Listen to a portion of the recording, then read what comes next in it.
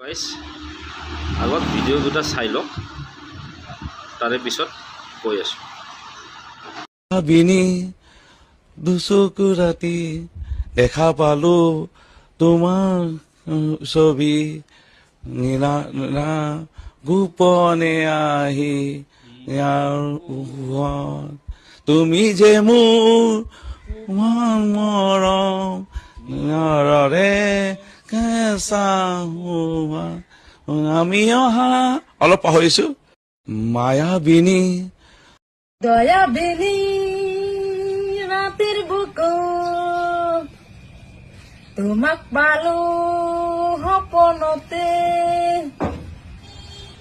দয়াবিনী রাতের বুকু তোমাক পালো সপনতে ও দয়াবিনী তোমাক পালো সপনতে। এতিয়া চাওক ভিডিঅ' দুটাৰ পৰা কি বুজিবলৈ আপোনালোকে।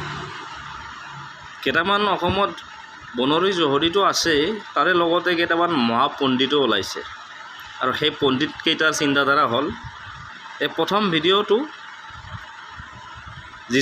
যিগৰাকীয়ে গান গালে মায়াবিনী, তেওঁৰ গানটো শুদ্ধ, কোনো প্ৰব্লেম নাই, তেওঁক জেলত দিবও নালাগে, তেওঁৰ বিষয়ে বিতৰ্কিত কোনো মন্তব্যও দিয়া নাই। আৰু দ্বিতীয়গৰাকী যিজনী মায়াবিনী গাইছে, এই মায়াবিনী গানটোৰ লগত কোনো সম্পৰ্ক নাই, জুবিনৰ কোনো অনুৰাগী নহয়, মহাপণ্ডিতৰ বিষয়ে কৈছোঁ। আৰু এইজনী তিৰোতাজনীক জেলত দিব লাগে, কাৰণ মায়াবিনীটো উল্টা ফুল্টাকৈ গাইছে। এতিয়া হাঁহিবলগীয়া কথা এটা যে এইবোৰ মন্তব্য লৈ CM ছাৰকো মনত কৰি পেলাব দিছে, সৎ সাহস আছেনে নাই, কেনেকুৱা নিকৃষ্ট মাইণ্ডৰ হ'ব লাগিব এই মহাপণ্ডিত কেইটামান। পণ্ডিত মানুহটো পাহৰি গ'লোঁ, চিন্তাধাৰা বৰ ডাঙৰ তেওঁলোকৰ।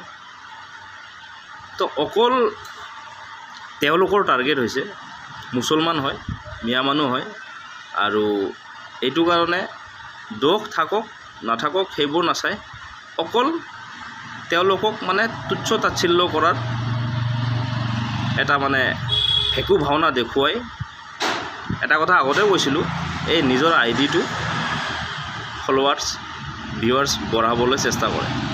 তো এইবিলাক মানুহৰ ওচৰত সাৱধানতা